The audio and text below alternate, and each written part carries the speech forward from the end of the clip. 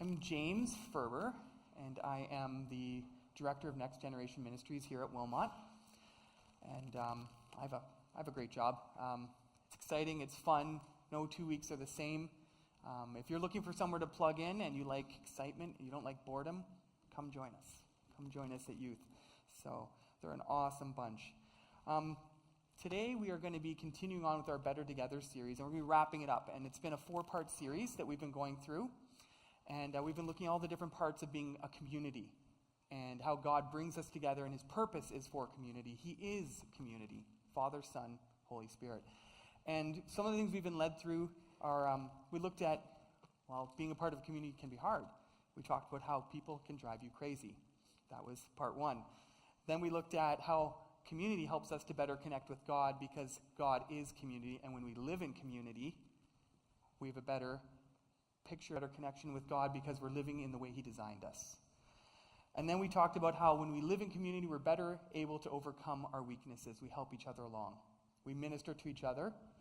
And I just wanted to thank Pastor Rob and Mark Don for doing such a great job of leading us through the first 3 parts. And so today I have the privilege of kind of wrapping it up. And it's excited and a little worried. I'm like, oh no, I'm the last word. All right, God, give me something really good here. And he has put something on my heart, and I just pray that it ministers to you. And what we're going to be talking about today is better together to leave a legacy. Okay? And we really are God's legacy. His greatest creation. All of creation, he said it is good, but with us, he said it is very good. And we're in his image. And I wanted to look at the word legacy, because I was kind of battling with him, like, what does legacy mean? How do you describe it? So I'm going to try and describe it a little bit before I get into a little bit more of what it means and how to do it.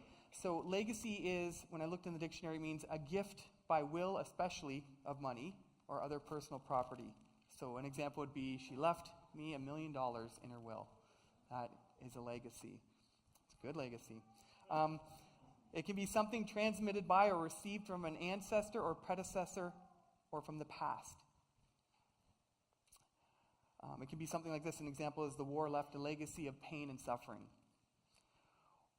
Another meaning is relating to or it's associated with something being carried over from an earlier time. So that's what we're talking about. And I found another definition I wanted to read to you just before I get going here. It says a legacy is heritage.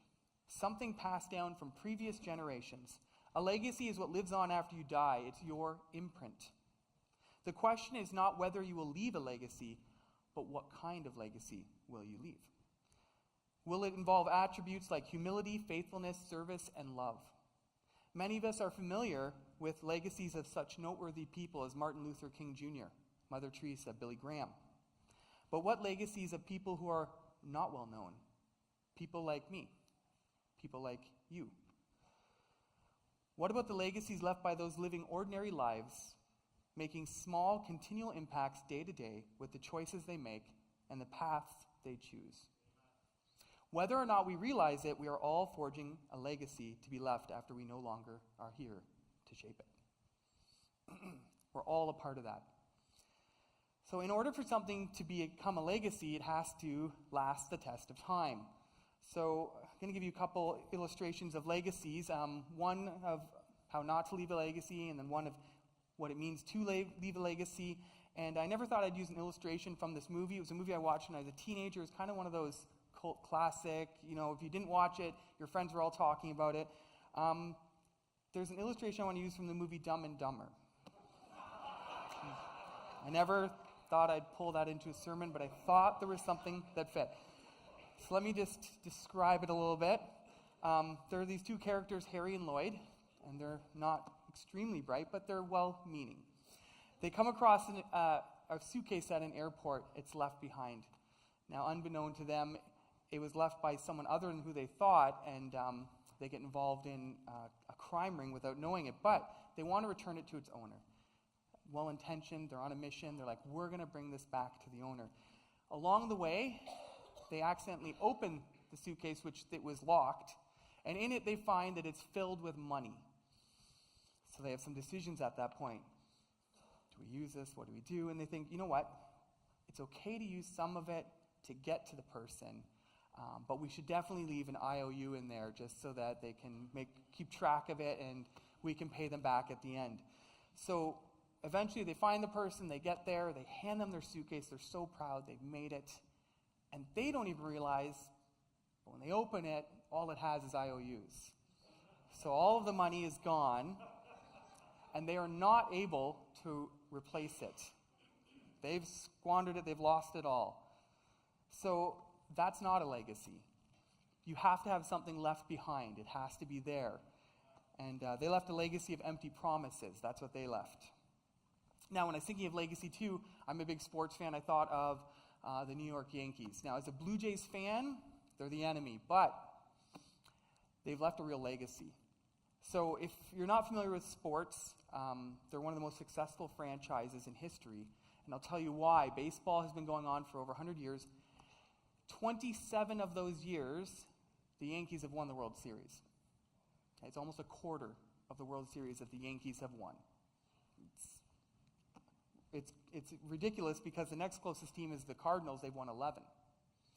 Now, when you sign up to become a Yankee, you are signing up to become a part of a prestigious team that does things a certain way that have been passed on from generation to generation, and you just have to become a part of that. Now, they do some things that no other teams do. One of the things is they actually demand that you are clean-shaven and you cut your hair short. Now, think of a lot of your sports icons and think of them being willing to submit to those rules. Well, they all do when they become a Yankee. You will not report to their clubhouse until you have shaved your face, you've cut your hair. So they've had some big stars like Giancarlo Stanton. He was a home run leader last year. They also have, this year they brought in Andrew McCutchen, big star. Before they could even come to the stadium, they cut their hair. He put it on Twitter, and people were like, I never thought you'd cut your hair. Now, the Yankees' rival, Boston, it seems like they have a rule where you aren't allowed to cut your hair. So they have all these shaggy guys with beards, and it was an interesting matchup when you saw them playing. It looked like the mountain men versus your business executives playing. But there's a way the Yankees do things. And when you become a part of their team, you become a part of their way of doing things. They have a legacy that they've left behind. Now, Jesus left a legacy, an incredible legacy. He started with a group of 12 guys, even smaller than a baseball team. And from there, it's grown and it's grown and it's grown. And his imprint has been left firmly on our world. So if you go and look now, I was looking on Google trying to figure it out. So they estimate that about 2.2 billion people in the world call themselves Christian. It started with one man. And that's a legacy. How did that legacy happen? How did it carry on? How did it get to that point? Well, I want to talk about your families and how we leave a legacy and what God's design is for our families. And then I want to talk to you, too, about who's really a part of our family. What does family mean? Kelly and I have been learning the balance that you have to have in life. So she and I both were working. We have two boys that were 3 and under at the beginning of the year. And it's hard. There's so much going on. You're at work, and then you're not at work, and then you're with the kids. And when you're with the kids, you want to have some time with the kids, and you're driving to one place or another. And I'm sure many of you know what I'm talking about. Probably seems like every night of the week you have something. It's like, when do I slow down? When do I get a breath of fresh air? And so oftentimes, especially in our culture, it becomes very easy to start just focusing in on our own families. It becomes very easy to become in this mode of survival. I just got to get to this point, Okay, I made it to the weekend. Let's have some family time. I'm not ready to bring everyone over. It can be hard to engage with a bigger community when you're on that kind of rat race, of non-ending activity. So we've been kind of walking through that and realizing, man, it gets really hard to have a community bigger than just your own little family in the midst of all the busyness that happens. And yet, I want to talk to you today about how God has called us to become a part of a bigger family and how we need to work at that and how that will change your lives, change your family, and change your community. Now, inviting others into your lives can be difficult. Now, I want to take a look at Jesus. And, I'm jumping ahead here. I want to take a moment here to talk about family that has created a strong legacy at our church. And so many of you may know them. They sit here in the front, and right now there's just one of them. Matt Guyberson's up here. The reason being his wife and his 2 daughters are downstairs helping in children's ministry, which they often do. They're very invested in many of our ministries. They've cultivated a strong circle of friends. And over the past years, some of the things Matt has been a part of, he's helped at VBC. He's helping with our young adults. He's taught Sunday school. He filled in for me when I was on paternity leave. He filled in for Pastor Wayne when he wasn't around. I think he filled in for everyone at some point. When Chris was away, he filled in for him. And he also teaches in our Sunday school downstairs. Now, his wife is plugged in there, too, as one of the lead teachers, and his daughters were part of VBC, and they're plugged into children's ministry. And they've really left an imprint here, and they're leaving a legacy of relationship and people. And I wanted him to share just with you about how God's calling them to continue this legacy, but at a different place and a different time. And I felt like it kind of fit into how God wants to use us and how he's been using a family in our midst. So why don't you come on up, Matt? And I'm going to give them 3 questions and do this a little bit interview style. And so Matt has been one of my biggest helpers in youth. We have an amazing leadership team, and Matt plugs in wherever he can and fills the gaps wherever we need someone. So the first question I wanted to ask you is, Matt, where has God called you? What is going on right now? Oh, that's a big answer. Long story short, God has called myself and my family to the city of Pembroke. He said, we are scheduled to move December 13th. He said, so just in less than 2 months from today. So that's for some of you that might be shock.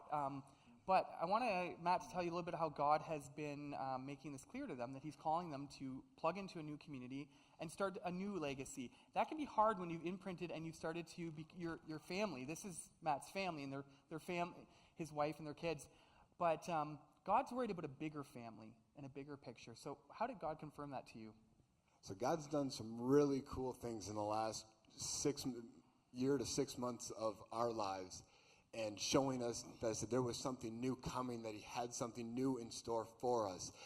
Last fall, some of you may remember, I said I had a rock climbing accident. I fell 14 feet, broke a bunch of bones in my face. Said I looked like Rocky after one of his fighting matches. And I said, God's healed me. I am just fine. Yes, you saw that dance. So this summer, I said, I was talking with Pastor Rob, and Pastor Rob felt as that he struggled asking me this, because God had laid it on his heart to ask me about considering coming up to Pembroke to do ministry. And I said, that's crazy. I grew up near the city of Pembroke. I didn't think I would ever return home. So I thought this was crazy, and so we continued to keep praying about it. We prayed about it. My wife and I prayed about it. The girls were praying about it, and we're like, okay, God, you need to continue to keep showing us signs. And so, as God had spoken, actually, we were at an event in Stratford, and there was actually somebody who had actually spoken over us, and that actually confirmed in us. We decided that weekend, went, yes, God, that's the decision. We need to follow you. We need to go. And so we had decided that, yes, we're going to Pembroke. So then God started to confirm things and really made things very real for us.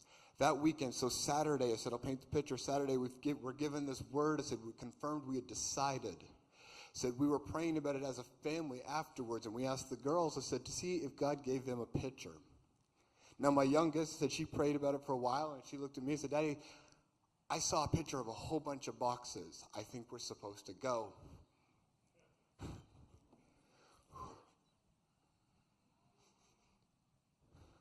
My oldest saw 2 colors. She saw a navy blue and a lime green.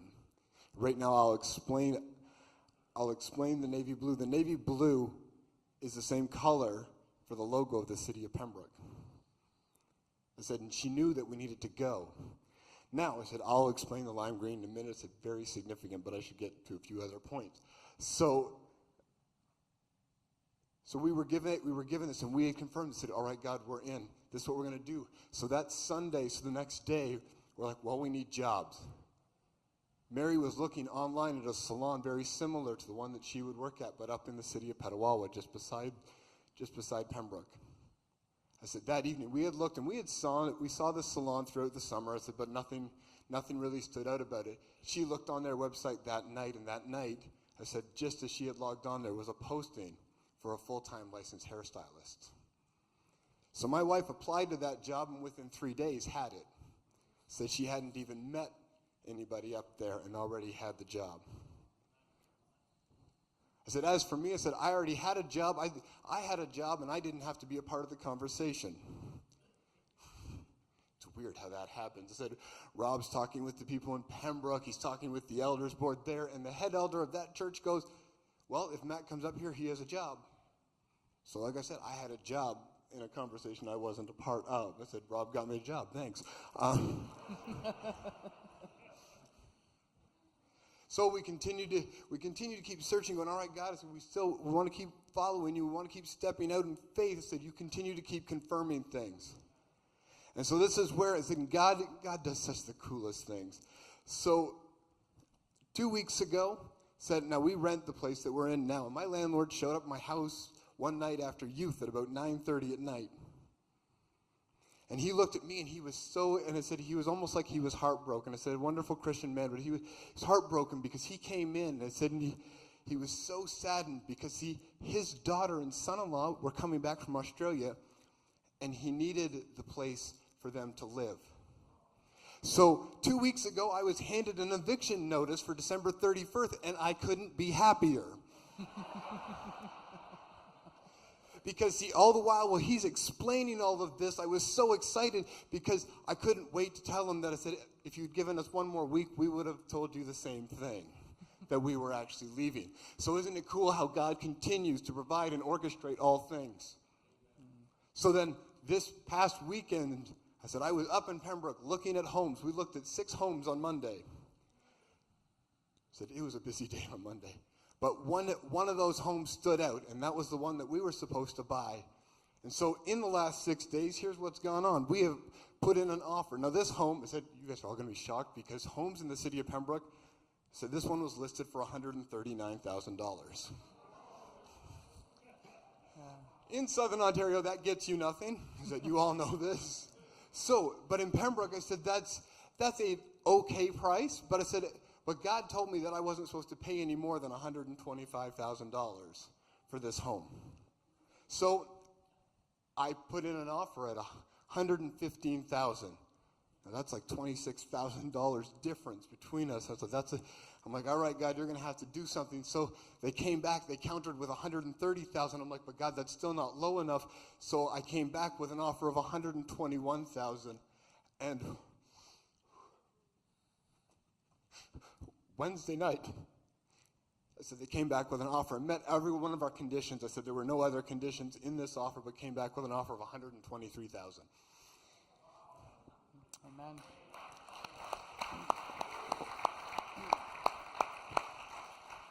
Now, back to the lime green. So, I said, God speaks to us in really weird and crazy ways. In this house that I am buying, there are 2 rooms. Number one, the bedroom that Rain will be staying in is, in fact, lime green. And on top of that, I said, that same lime green that's upstairs, the kitchen cupboards are that color. So I live in a very eccentric home. But so we were very excited about that. But God has been confirming and working out each and every step. Well, you're a painter, though. It doesn't have to stay lime green, right? True. I'm sure your wife has other plans for it. And when you're there, what is your goal? How are you going to leave a legacy there? That's been kind of the reason you're going there. If you encapsulate that in a minute. So how can you say that? in a minute, I'm giving time constraints. So God has put it on our heart. I said, when we are there, I said, we are there to be reaching, I said, the youth and young adults of Pembroke. I said, to be preaching the word of God. I said, to partnering with the missionary church in Pembroke so that we can build up a youth ministry within that church. And ultimately, and I said, my most exciting part is that God's called me to be walking the streets of Pembroke, to be praying over and preaching his gospel. Amen. Amen. Thank you, Matt. You want to take that with you? Thank you. I think I see a theme this morning. We had a couple people sharing about how God brings other people along to help them and direct them, and sharing God's word about the legacy of reaching people. and changing people's lives. So the legacy from here, as their family, is now being carried to another area where they will dig in and they will build a community. And it's really all about community. And that's why I wanted Matt to share, because it's really all about community. And that's what we're looking to do. Better Together is about community. Better Together is about building our families, but building them bigger than just our own families. About having our friends become our families. And when they were sharing, Brett and Rebecca here, about the life group and how it became their family, I was like, there's such a theme. There's such a theme. That's what God's wanting to do. That's what this Better Together series is about families. And really, you need to live in families. I just want, there's an awesome story about Jesus and how he lived in family, in a community, in a bigger family. And I just love this story. It's kind of an interesting story, but at the same time I thought, it's such a fitting story. So I don't know if you know about the story when Jesus got lost. And I'm going to kind of explain a little bit about that to you. So Jesus grew up in a family community. So when he went to the temple with his family, they didn't go to the temple alone. They traveled in a big community. They traveled with lots of families, the safest way to travel. And lots of people looking out after the kids, and the kids traveling together. It's a lot of fun. But something happened once they got there. So they stayed for a few days, and then they began the journey home. A few days into the trip home, Mary and Joseph have a frightening and embarrassing conversation. They say, "Have you seen Jesus?" And Joseph says, "No, I thought he was with you." And Mary says, "I thought he was with you." Can you imagine losing the Lord? I'm sure they felt pretty bad at that point. Now, I always thought this was particularly humorous. They misplaced Jesus. But in a visit to Israel, you start to see why they would have. So when they travel, the women went first, then the children, and then the men. This was the safest way to commute. Hundreds of sojourners making their way to Jerusalem grouped in these three packs. So it would make sense that if Joseph hadn't seen Jesus for a while, he just thought he was with other kids or with his mom. And Mary would have assumed that Jesus was either with the kids or with his dad. In this case, the massive community had its drawbacks. There's a risk to being in community. There's a risk to bringing more people into your network, into your family. But they knew the positives far outweighed the negatives. So there's some research from the Barna Institute. And one of the things it says is that the more voices you have in your children's lives saying the same things, the more likely they are to hear it. And isn't that true? They knew that. In that culture Jesus grew up in, they knew that. And they cultivated that. So the Barna Research Group has said that teens that have at least one adult from church make a significant time investment in their lives are far more likely to keep attending that church. You need a community bigger than just your own family. Now, isn't it true, too, when you talk to your kids and you tell them something again and again, somehow they hear it when someone else says it to them? Don't we need other voices saying the same things? Somehow I know that I would come home to my parents and say, I just learned this at youth group or at camp, and the speaker said this and this, and my parents would look at me and be like, "We've been telling you that, like, lots of times." And like, "Yeah, but it was different this time. It was somehow I heard it this time. It stuck with me." And that's why we need our faith community. Now, this lifestyle is kind of risky. It's easier to live in a community where we have safeguards in place, where we have our gated communities, we have all of our things in place to keep us safe and at home. And even with this digital age, it's easier for people to stay at home than to go out and engage in community. You can bring everyone to you, but it's not the same. So the question I want to pose to you, are you willing to take the risk of not having other people in your life? Are you willing to take the risk of not having other people who can speak into and maybe help cultivate and change the lives of your children? It's a risk worth taking. And really, that's why we've been doing this whole series. We are better together. There's something truly freeing about living in community. It takes a lot of the responsibility off of you as parents and shares it with people who are with you. Now, I know, we just had our third, and she's a sweet little girl. She's 2.5 months old. It's a lot of work. when we have our parents come over and spend the day and hold her and rock her and play with her, I feel like I've gone on vacation. I don't even have to leave home, and it's so freeing to have other people come in and be a part of your life and help you carry your burdens or your difficulties or give you a break. And it's something we all need in our lives. But it goes beyond just our immediate family. Our family is the church. Look around. This is your family. So a couple things that, one thing that my parents always did that has always spoken to me, and even the book was talking about this too, is there's some little things you can do to build a community. Some little things you can do to build community. And one thing my parents always did that stuck with me is there was always an open chair at our table, even with 18 people sitting there. Okay, so I grew up in a very large family. You may not know that about me. 15 brothers and sisters as I grew up. And somehow there was always still an extra chair at the table. My mother loved having people come. If you've ever been to our house, you know my mother will cook an extravagant amount of food. Okay, she does that on purpose for a couple reasons. She's always ready for company to come. And hopefully she won't have to cook for the next couple days. Now, that didn't always happen with 10 boys. Sometimes that plan didn't work out the way she wanted because 10 boys can eat a lot. But we always had people joining us. And that always spoke to me, even with the amount of people we had there. Now, sometimes I thought maybe it doesn't actually matter when you already have that many people there. Maybe they don't even notice. But the reality is they always did notice, and they wanted that. We actually used to play a game with my dad. We would wait to see how long it took him to see that there was someone new at the table. Often he didn't notice, and we wouldn't tell him on purpose. You would just have your friend join, they'd sit there, my dad would be eating, and then at some point he'd look up and say, "Who are you? When did you get here?"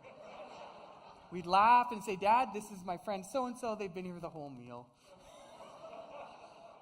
But he was fine with it. But it was just, you're better together. It was always more fun the more people you had there. And that's one way we can cultivate that. There's one story I want to share with you. And I feel really illustrates this. And God kept leading me back to this. And this is what I'm going to kind of leave you with. And then I want to open it up at the end for people to kind of respond and let God speak to you. And we've really been traveling through the book of Nehemiah. So if you go back to our week of prayer at the beginning of the year, we were looking at the book of Nehemiah. And we're really focusing on what did Nehemiah do to rebuild the city. He rebuilt the walls, he rebuilt the city, and he went through a lot of opposition. And we've really been looking at that as we're rebuilding our church and looking to establish some new things. And the thing that struck me this time is we didn't look enough, and I feel like God was directing me to this at this point. How did he rebuild the people? How did he rebuild the community? So I want to walk you through that, and I feel that that's where God was wanting me to take you and to leave you with that point. Now, for those of you who don't know who Nehemiah is, I'm going to give you a little background. So Nehemiah is the cupbearer to King Artaxerxes of Persia in 444 BC. He's Jewish, and his family was brought to Persia after Jerusalem was destroyed by the Persians in 586 BC. They were captives in a strange land. Nehemiah was a layman. He was an ordinary person. He wasn't a priest or a prophet or anything, but God used him mightily. He served the Persian king in a secular position before leading a group of Jews to Jerusalem in order to rebuild the city walls. Under Nehemiah's leadership, the Jews withstood opposition and came together to accomplish their goal. The walls were rebuilt in record time. They accomplished something that no one thought they could. He left a legacy. When you hear the name of Nehemiah, there's a legacy that goes with that name. But the real story is the people and how he works with the people and brings them together. So I want to walk you through that. So in chapter 2, verses 3 to 8, we read about Nehemiah, and he enlists the help of the king. He goes right to the top. He knows he needs help. He's been praying and fasting, and God answers when we pray and fast.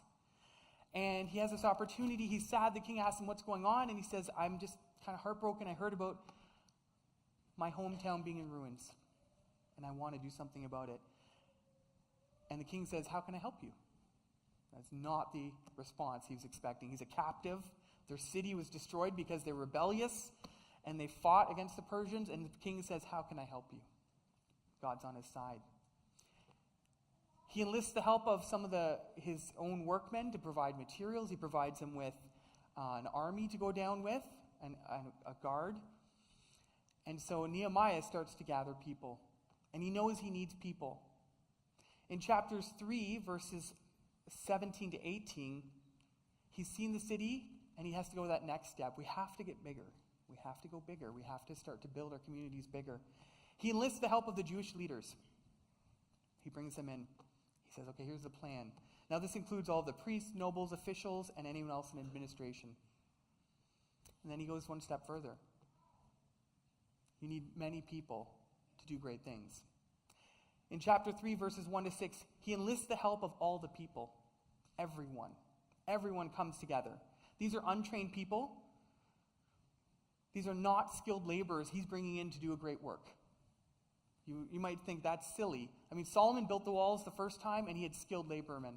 He had skilled people doing all the work. Now, it's interesting. Archaeologists, when they've looked at the walls and they've uncovered the previous walls that Solomon built, they look at them and they go, wow, we can see a difference between those walls and the ones that Nehemiah built. They're perfectly squared stones. They're well put in there. Nehemiah's stones from that wall are not as well built, but they still serve the same purpose.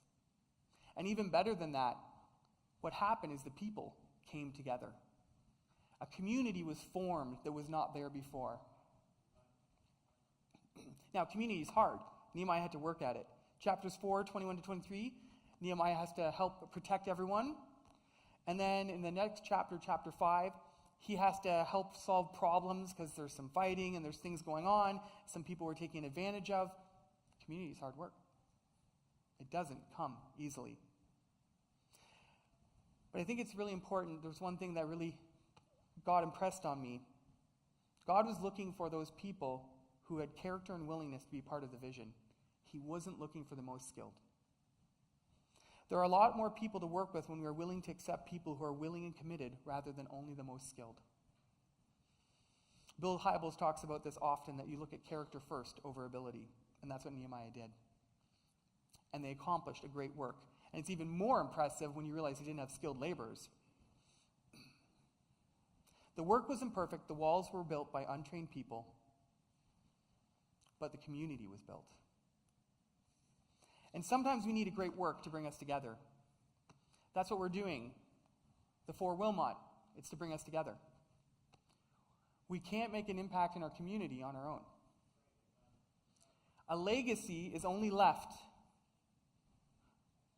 with a group of people. That's when your legacy is truly impactful. Billy Graham left a legacy, but it's also all the people he impacted that carried that on. To accomplish something worthy of being called a legacy, it must be bigger than one person. To truly accomplish something big, God must be a part of it.